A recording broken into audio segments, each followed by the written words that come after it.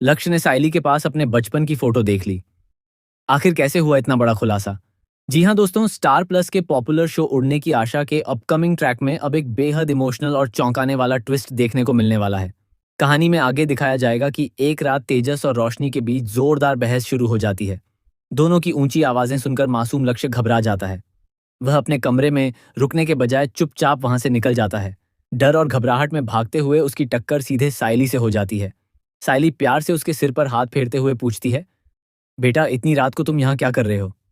इस पर लक्ष्य मासूमियत से जवाब देता है, कमरे में रोशनी और बाबा बहुत जोर जोर से लड़ रहे हैं, इसलिए मुझे वहां डर लग रहा था और मैं बाहर आ गया। लक्ष्य की यह बात सुनते ही साइली का दिल भर आता है। उसे अपने उस बेटे की याद आने लगती है जिसे वह 7 साल पहले हमेशा के लिए खो चुकी थी। वह लक्ष्य से कहती है, यहाँ हॉल में अकेले मत बैठो बेटा, चलो हमारे कमरे में चलो, आज हमारे साथ ही सो जाना। शुरुआत में लक्ष्य थोड़ा हिचकिचाता है, लेकिन साइली के प्यार भरे व्यवहार को देखकर वह उसके साथ जाने के लिए तैयार हो जाता है। इसके बाद लक्ष्य पहली बार सचिन और साइली के कमरे में प्रवेश करता है। कमरे में उसे देखकर सचिन कुछ पल के लिए हैरान रह जाता है, लेकिन फिर मुस्कुराकर उसका स्वागत करता है। दूसरी तरफ साइली बार बार लक्ष्य को देख रही होती है।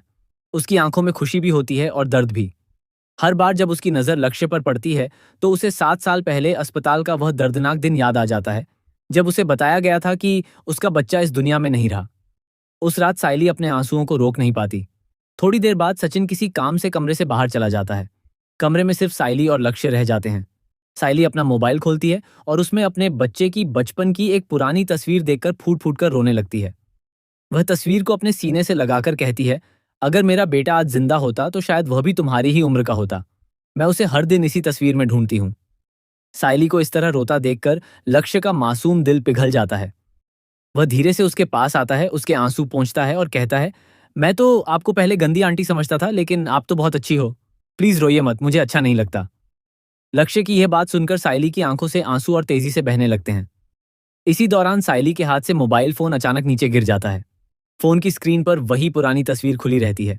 लक्ष्य झुककर फोन उठाता है और जैसे ही उसकी नजर उस तस्वीर पर पड़ती है, वह कुछ पल के लिए पूरी तरह चौंक जाता है।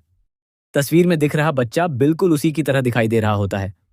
वह हैरानी से साइली की तरफ देखकर पूछता है, ये फोटो आपके पास कैसे है? ये तो मेरे बचपन की फोटो है। साइली पहले कुछ पल के लिए घबरा जाती है, लेकिन फिर खुद को संभालते हुए कहती है, नहीं बेटा, ये मेरे बेटे की फोटो है।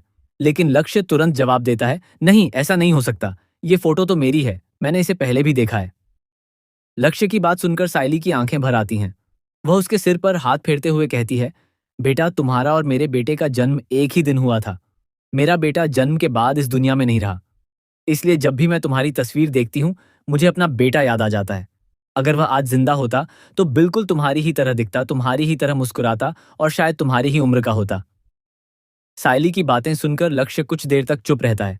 उसके मन में कई सवाल उठने लगते हैं। तभी अचानक उसके मुंह से अनजाने में एक शब्द निकलता है। वह साइली की तरफ देखकर कहता है, आई। ये शब्द सुनते ही साइली के होश उड़ जाते हैं। उसकी आंखें नम हो जाती हैं और वह लक्ष्य को हैरानी से देखने लगती है। लक्ष्य खुद भी चौंक जाता है और कहता है, पता नहीं क्यों मुझे ऐसा लगा कि आपको काकी नहीं आई कहना चाहिए, इसलिए मेरे मुंह से अपने आप निकल गया। साइली उस पल अपनी भावनाओं पर काबू नहीं रख पाती।